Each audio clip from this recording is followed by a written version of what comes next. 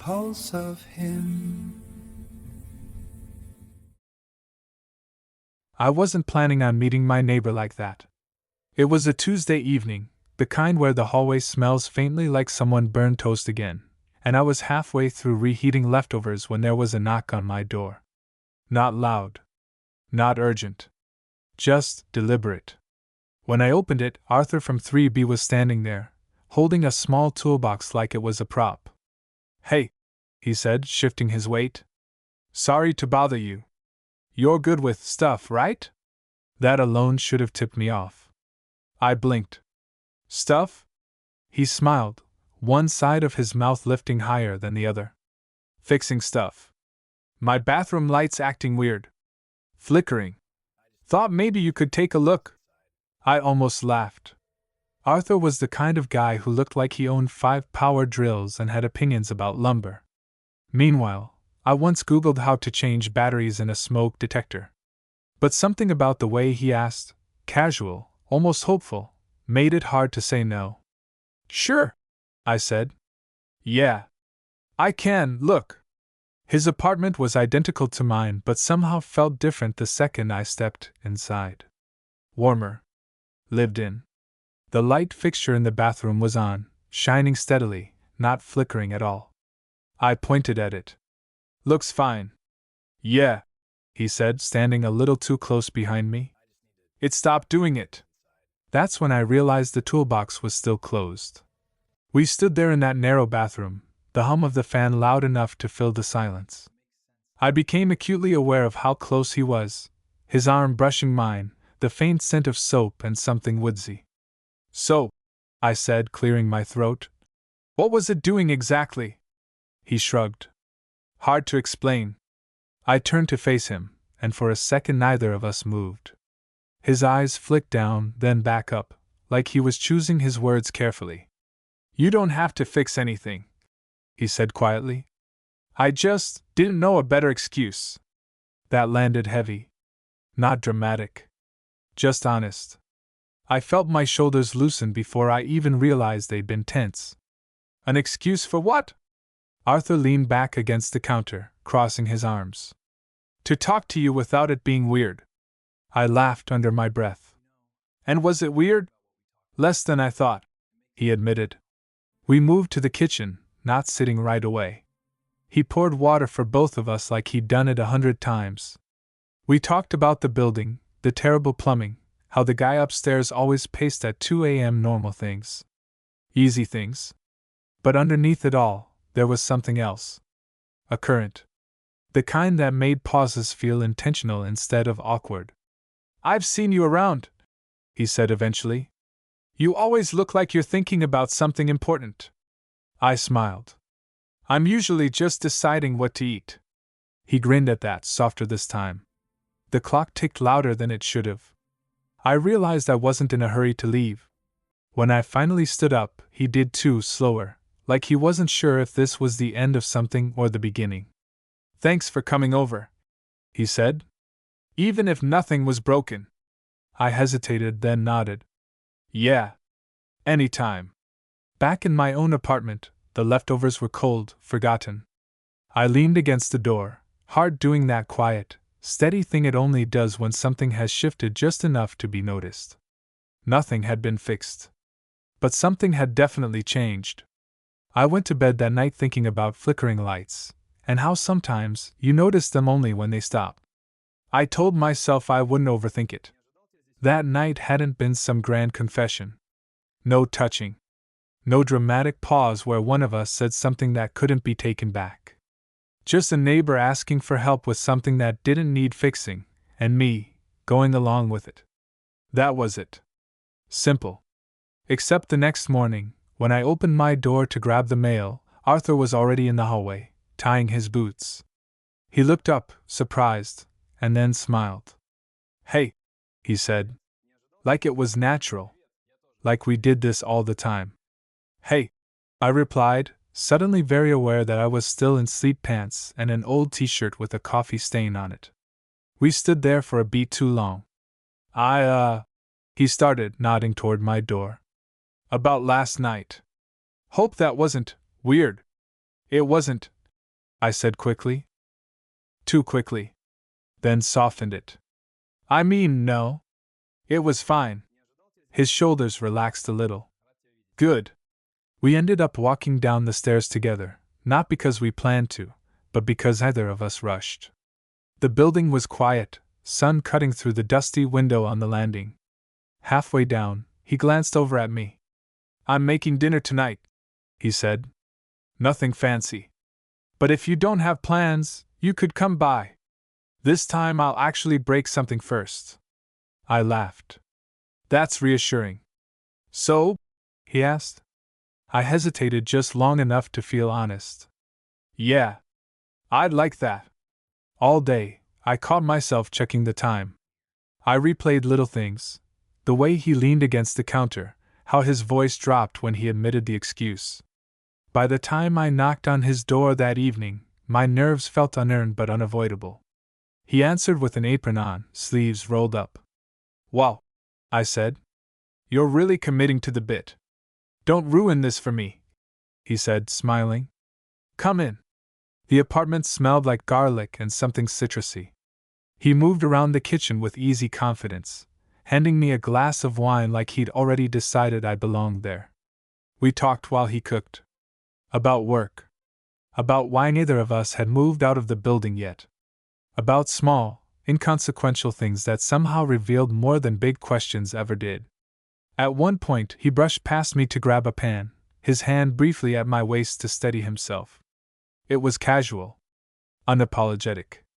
And it sent a quiet jolt through me that I didn't mention. Dinner was good. Better than good.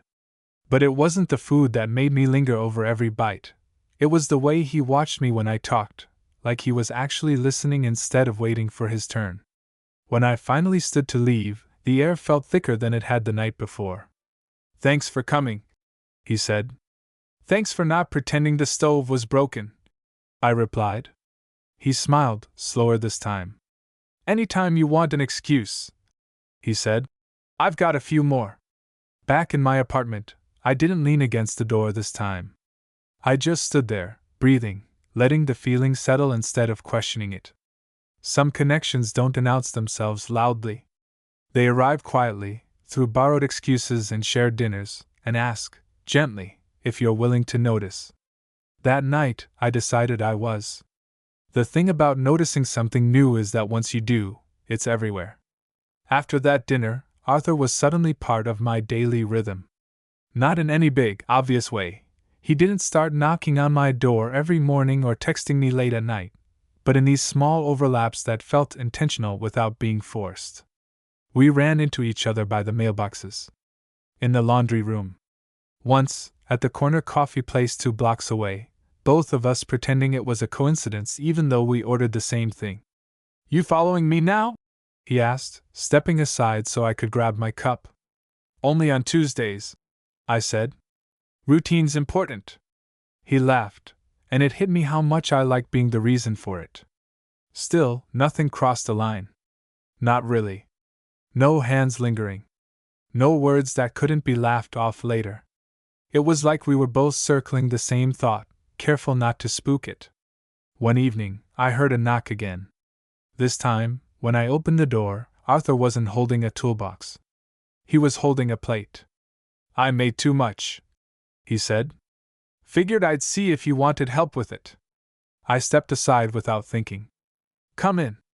We ate standing up in my kitchen, forks clinking softly against the plates. It felt different being here, my space instead of his. Arthur noticed things immediately. The mismatched chairs. The plant I kept forgetting to water. You live like someone who plans to reorganize, he said. And never does, I replied. It's aspirational clutter. He smiled, then went quiet, leaning back against the counter. His gaze drifted around the room before settling on me. Can I ask you something? He said. Depends. He considered that. Why'd you say yes the other night? I didn't answer right away. Not because I didn't know, but because saying it out loud would make it real in a way I hadn't prepared for. Because you asked? I said finally. And because it felt easy. He nodded slowly. Yeah. That's what I was hoping you'd say. The space between us felt charged then, like we'd named something without fully defining it. He didn't move closer. Neither did I. But the air changed anyway. After he left, I stood alone in my kitchen, replaying the look on his face when he'd asked the question. Not nervous, exactly, but careful. Like he cared about the answer more than he wanted to admit. The next few days stretched that feeling thinner and tighter at the same time. Texts became more frequent. Short things. Observations. A picture of something he was cooking, followed by, no pressure, but this one's actually good. On Friday night, I heard footsteps outside my door and opened it before he could knock. He looked surprised. Then pleased. Hey, he said. Hey, I answered, stepping aside. Come in. We didn't talk much at first. Just sat on the couch, shoulder to shoulder, watching something neither of us was really paying attention to. At one point, his knee bumped mine and didn't move away. I didn't either. There was no rush. No dramatic shift. Just a quiet awareness that this, whatever it was, had weight now. Enough to be careful with. Enough to be worth the patience. When he finally stood to leave, he hesitated by the door.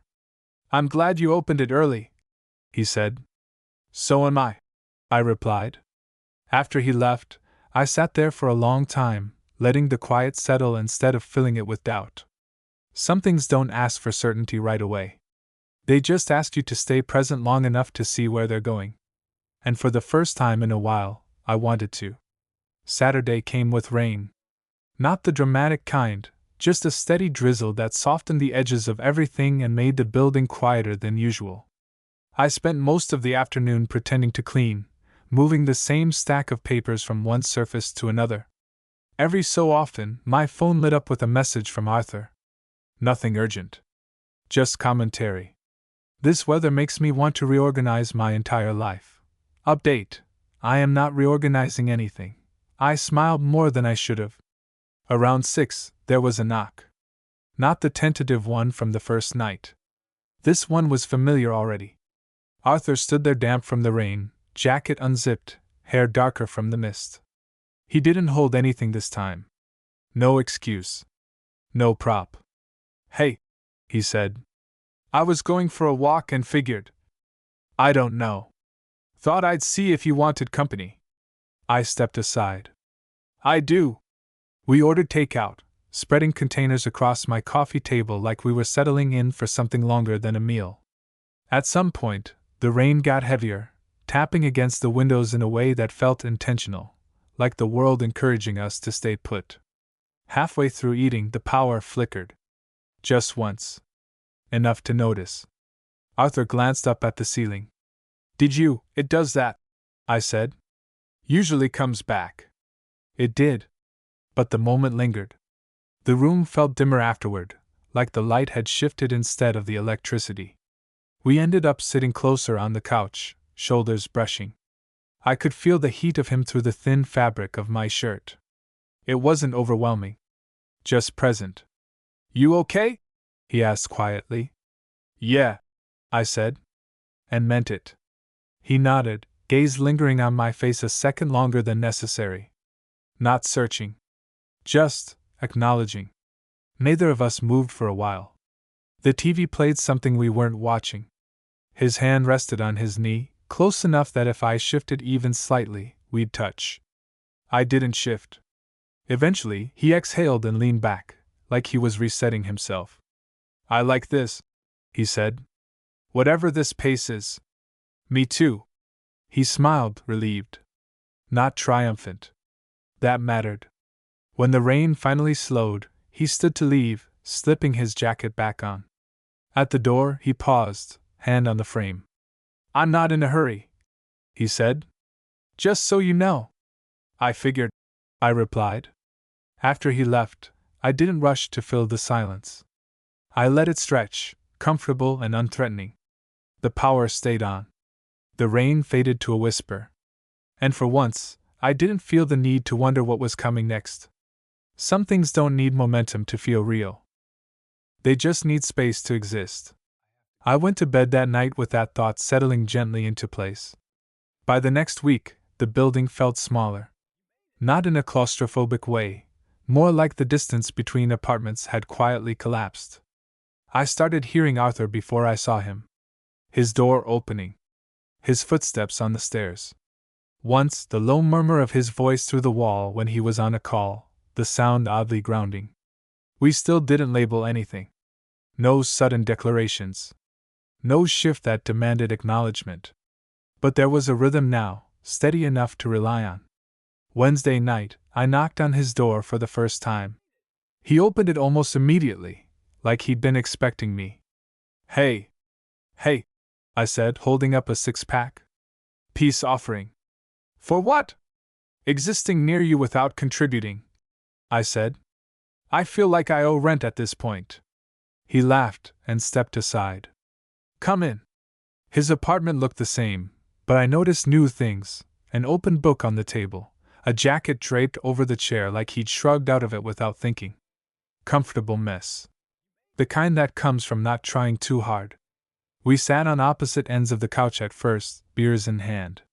The TV was on, volume low. At some point, he shifted closer, casual enough to pass as unconscious. Our shoulders touched. Stayed there.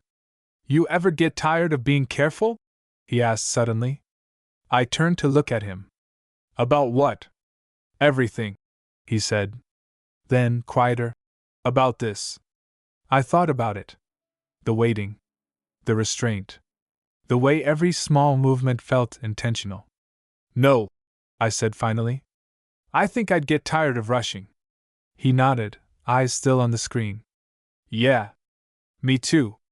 The silence after that felt different, not charged, not tense. Just honest. Later, when I stood to leave, he walked me to the door again. This time, either of us pretended it was routine. We stood there, close enough that I could feel the warmth of him without touching. Colin, he said, not urgent. Just clear. Yeah? He hesitated, then reached out, not to grab me, not to pull me in. Just resting his hand lightly against my forearm. The contact was brief, deliberate. I'm glad this is you, he said. Something in my chest eased. Me too. I left a moment later, heart steady instead of racing. Back in my apartment, I didn't replay the touch obsessively. I didn't analyze the words. I just let them exist as they were. Sometimes connection isn't a spark or a collision. Sometimes it's a hand on your arm, a sentence spoken carefully, and the quiet understanding that you don't have to push to be close. That night, I slept deeper than I had in weeks, knowing the space between us wasn't empty, it was shared. The first time we touched for real, it wasn't dramatic. No sudden pull. No breathless confession. It happened on a quiet Thursday night, the kind that feels like it barely counts as part of the week. I was in Arthur's kitchen, leaning against the counter while he rinsed dishes we probably could have left until morning. You don't have to do that, I said, nodding at the sink. I know, he replied. I just like ending things clean. That felt like a comment about more than dishes. He dried his hands, turned, and for a second we just stood there. Close. Not close enough to bump into each other, but close enough that the space felt intentional. I shifted my weight. He noticed. You okay? He asked. Yeah, I said. Just here. He smiled softly at that. Then, slowly, like he was checking in without words, he reached out and rested his hand at my hip. Not gripping. Not pulling. Just there. I didn't move away. The quiet stretched, unbroken. My breath slowed to match his. I could feel the warmth of his palm through my shirt, steady and grounding. When I looked up at him, his expression wasn't hungry or impatient.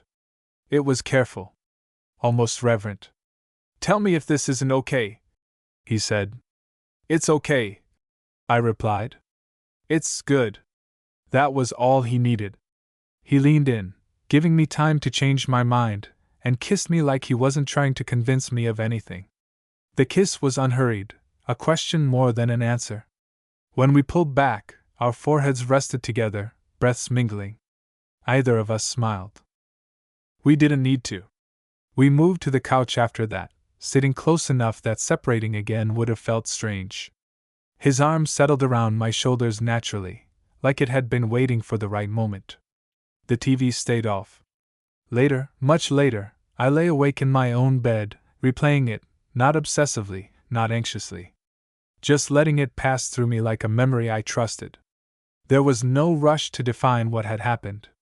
No urge to text him immediately, to make sure it meant something. It did mean something. I knew that. The next morning, there was a message waiting for me. Morning. Hope you slept okay. I smiled, the kind that doesn't fade quickly. Some connections announce themselves loudly. Others build quietly, through patience and presence, until one day you realize you're standing inside something solid. And once you notice that, you don't feel the need to rush anywhere else.